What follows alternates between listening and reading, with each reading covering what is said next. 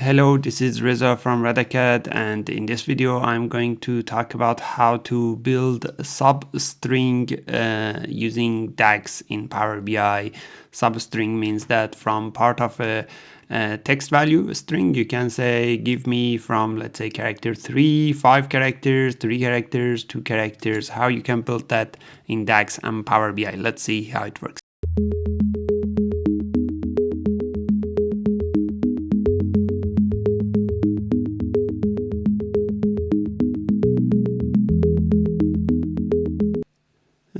Substring is a function available in many programming languages, but in DAX, unfortunately, we don't have that. Let's say, for example, from this field, from email address field, you want to extract these 3 characters. Let's say starting from this character n, which is, let's say, the 3rd character in this list, for 3 characters or for 5 characters.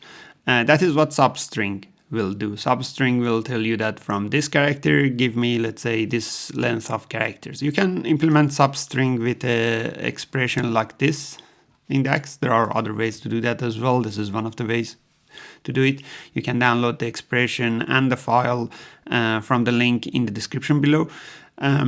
So what you can do is you can say from which character, this is the starting point. So 3, if you consider index based on 0, 3 means that start from the 3rd, after the 3rd character, so the 4th character. And for how many characters.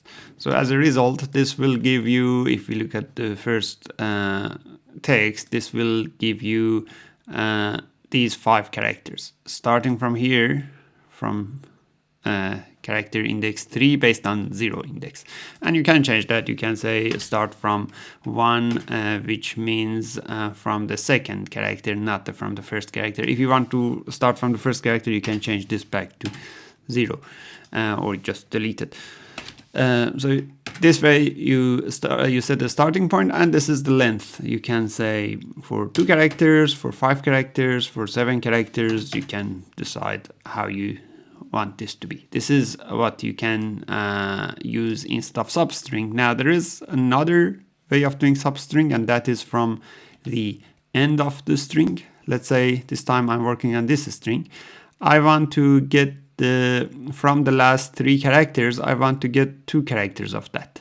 So my starting index starts from actually the end of text, not start from the start of text. This is called as reverse substring, and you can do it even much easier. This is a reverse substring example. I have the index, this is index from the end, and this is the length.